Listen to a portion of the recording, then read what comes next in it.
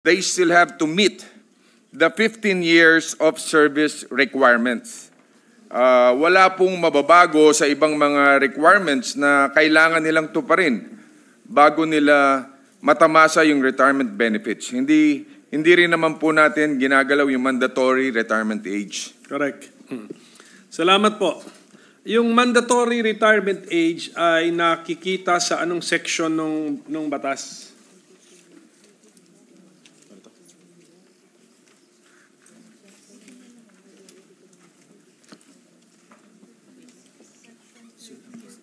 Section 13A. 13A would be, ito yung ating inaamyendahan eh. That's correct. Pero, di ba, we are very clear and very sure that this is about optional retirement Optional. age. Yes. Yung mandatory po sana hanap, yung 65 years old na mandatory. Subsection, mandatory. Ang mandatory. Hindi, ano section? Actually, Mr. President, kaya ako ito tinanong just to really make sure na we're really talking about optional. I mean, Exactly, Mr. President. Hindi po mandatory. Hindi po Correct, natin correct. gagalawin Kaya yung nga. mandatory age. ang ating panukalang batas, we are amending Section 13-A. Ang sinasabi natin, this is the section which governs the optional retirement age. That's correct. So may I know what section in the same law or maybe in another law provides for the mandatory retirement age for government workers? Section 13B, Mr. President. 2B. Sige po. Thank you. Thank you for that, Mr. President. So, actually, hindi nga ito dapat maging controversial eh, kasi optional eh.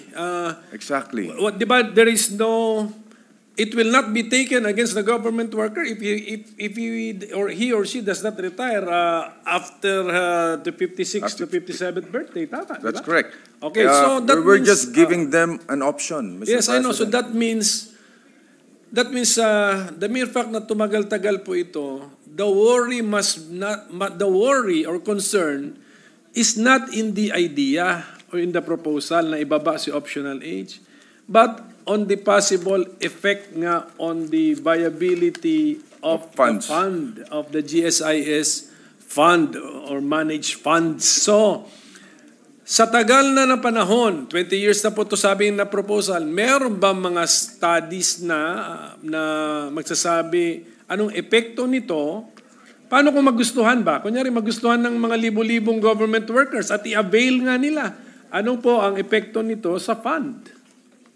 Well, Mr. President, unang-una, GSIS po, no? I will answer your first question muna. Sa kanila po mismo nanggaling, no, na hindi nila ito ikamamatay. Kung ating pong, the numbers would show that if we lower the optional retirement age to 56, there will be an additional more or less 160,000 active members eligible to retire all at once and be entitled to old age monthly pension. Yan po yung edad na 56 to 59 years old na may at least 15 years or more na total length of service. Mukha pong madami, but the truth is, even as the law now stands, not even half of those eligible avail of this option, Mr. President. Even at the height of the pandemic, noong pong COVID, noong panahon ng COVID, data would show that only 2 to 3% of those who are eligible avail of these options. So 2 to 3%. Ilan po? Ilang percent? 2 to 3% lamang po nung panahon na to ng nung pandemic. Pero sabihin na natin, Mr. President, about 100,000 plus, 160,000 plus na ang retirable na mag-avail ng option once passed into law. Ang estimated cost lang po niyan ay nasa 4.859 billion pesos. Kung 50% lang naman po ang mag-avail, for example, nasa 2.472 billion pesos lang po yan. Ang monthly premium collection ng GSIS ay nasa 16 billion pesos po, Ginoong Pangulo. Buwan-buwan, no? Buwan-buwan din ang pinapasok ng members yan sa GSIS. Ay hindi pa po kasama dyan yung 11.493 billion pesos na kinolekta ng DBM sa mga miyembro na forfeited na o prescribed na. Kasama na po dyan yung mga dapat sanang natanggap ng mga miyembro pero namatay na bago pa man makuha yung pensyon. At idadagdag pa natin dyan, Ginoong Pangulo, yung 10 billion pesos na subject ng audit disallowance. Maliit na maliit po ito kumpara sa monthly budget ng GSIS for admin cost na nasa 7 to 8 billion pesos. Kung tutuusin, kung nasa 5% lang ang mag-a-avail ng option, which is a liberal estimate, if we are basing matters on current numbers, nasa 24,298,000, no? 24.298 million pesos lang po, buwan-buwan po yan. Yun po yung 5% kung tataas pa natin yun. Ano? So, hindi po ganong kalaki, Ginoong Pangulo. Yung sinagot po sa atin ng sponsor, Mr. President, ano po ba yan? Compilation ng mga studies or in one study? Para po makahingi tayo ng kopya, mapag-aralan din po natin. If I may, with the Data po ito ng gathered by the GSIS. with the indulgence of the Minority Leader, may I ask the sponsor if they conducted an actuarial study with regard to this bill?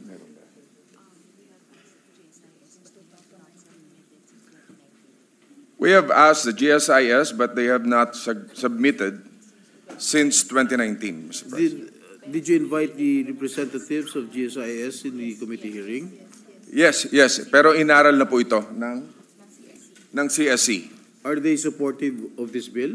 Yes, they're very supportive. That's why nandito po sila, Ginoong Pangulo. GSIS? No, the CSC. No, what about the... Ang GSIS, sinabi nila na sa hearing na hindi nila ito ikamamatay. Diba? Kaya ba nila bayaran ito? If we Kaya lower the age of sobra-sobra nga, retirement? Mr. President, ang kanilang pondo. Kasi 16 billion po, buwan-buwan, ang collection nila. so they support this bill, the GSIS. I'm talking about the GSIS. Well, pwedeng yes or no. Because Pero the trend... at the end of the day, Mr. President, isipin natin dito yung mga tao. Let's give them an option to retire early. Yes, Yun ang it's just an optional. Kung ayaw nilang magretiro, hindi po to mandatory. Ang kailangan dito yung mga katulad ng mga kasamahan na lang natin dito sa Senado. Meron po akong example, mismo sa bakuran natin dito sa Senado. Hindi na po natin papangalanan pa. Imbis na makuha niya sana yung buo niyang pension, kalahati lang ang nakuha niya. At hindi pa based on optional retirement computation dahil hindi pa siya umaabot ng 60 years old. Kaya sa disability pension computation pumasok. No? Kalahati lang po ang makukuha nila sa dekada nilang pinaghirapan na i-contribute sa GSIS. Madami dito sa ating mga kasama sa Senado ang napipilitan pang pumasok kahit may mga sakit na, mga na-stroke, may lumpo, putol ang paa, parehas na paa. Sa totoo lang, gusto na sana nilang mag-retire, kaya lang hindi pa sila umaabot ng 60 years old. Ang tanong nila, paano naman sila? Siguro naman, Ginoong Pangulo, ay pwede na nating i-ano sa kanila ito, ibigay na suporta dahil hindi naman po ito mandatory. No? The impact is very minimal, Mr. President. My only worry, Mr. Sponsor, is that if this bill will be enacted into law, it might shorten the fund life of the GSIS. At baka naman umalma yung ating mga active members ng GSIS. Yun lang naman ang aking worry. But if you say that the representatives of GSIS are supportive of this bill, I cannot argue with them. No. The sponsor never claimed that GSIS supports the bill. Sinabi lang ng GSIS, hindi nila ito ikamamatay. Hindi nila ikamamatay. Hindi nila? Ikamamatay. Ikamamatay. All right. But because Yung magre-retire lang po, Mr. President, ang makakapag-avail lang naman ito kapag ka ikaw ay umabot na 15 years in service. No? Hindi naman I don't think naman mga empleyado natin dito ay magre-retiro na kung meron silang optional retirement that fast. Kung talagang kaya pa nilang magtrabaho, hindi magre-retire yan. Ang binibigyan natin ng tsansa na mag-retire. Kaya that's why we're giving them an option. Siguro po, napakaliit na porsyento niyan. Katulad nga ng pandemic, 2 to 3% lamang ang nag-avail. Baka ngayon, baka po pwedeng 1%, 2%, but at least they have an optional retirement. Does the sponsor have a copy of the latest financial statement or balance sheet of the GSIS? Yes, We can request, Mr. President, we will furnish. Can all of us be provided? All Yes, all Mr. senators, kasi yan naman na concern natin. We'll take note of that, Mr. President. And ang gusto ko lang din, Mr. President, makonbinsi is yung trustworthiness ng mga studies or figures mentioned by our sponsor na 160,000 active members can retire at once if this bill becomes law kung 56 years old, and then kahit mag-avail sila ng what would their benefits be?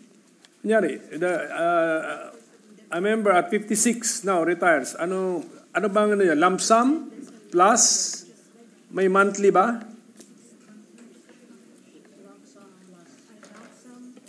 Lump sum of 18 months, or they can, or a 5 years lump sum.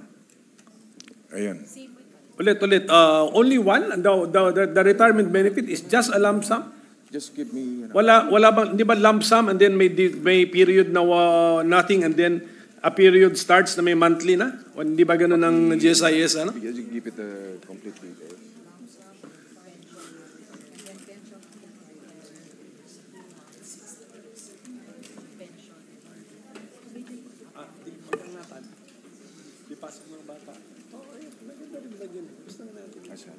Ang point ng staff, diba?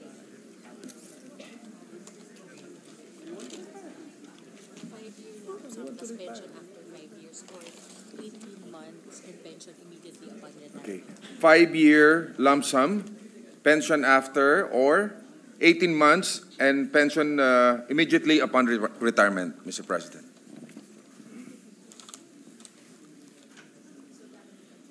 Same with current. Lump sum, so ang retirement benefit na pinag-uusapan natin even sa normal, di ba? Even sa normal, even sa mandatory or even sa optional, the current optional, kahit sa new age. Ito, That's right. The retirement, the general categories of retirement benefits would be when you retire, an immediate lump sum payment. Tama? Yan ba yan? Of 5 years. Of 5 years. So, kaya nga, lump sum, ang formula is latest salary times 5 years? Hindi, alam ko. Lump sum equivalent to 60 months or 5 years of old age basic monthly pension payable at the time of retirement and payable for life after 5-year guarantee period, Mr. President. Yun yung first option yan. Ang second option, cash payment or an old age pension. Cash payment equivalent to 18 months of BMP payable upon retirement and immediate BMP payable for life from the date of retirement. May also avail of choice of loan amortization schedule for pensioners where their outstanding loan balances will be restructured as a loan with 10% interest per annum payable over a maximum of 3 years, Mr. President. I'm sure nasa website naman yan. Nasa website po. Yes, we will Yes. just down. Okay. So yun, and then kung ganun yung tatlong possible combinations ng benefits, ang sinasabi po nating sponsor, kahit yung estimated nila 160,000 active government workers, members of the GSIS, who are 56 or more, but less than 65 yet, less than 65, even if they all want to enjoy early retirement. The 160,000. Yes, all of them. Ang All of sinasabi, ang ginagarantiya po sa atin ng ating sponsor, hindi mayayanig ang GSIS fund. Hindi nila, mararamdaman ba nila yung epekto o hindi? Kasi yun yung mga benefits, mga lump sum po na 5 years po yun. So, yun po ang aking impression. And then ang tanong ko lang, how trustworthy is the study? Is that study? Is that computation? So can we be given a copy so that we can also assess the trustworthiness or reliability of the study or projection, Mr. President?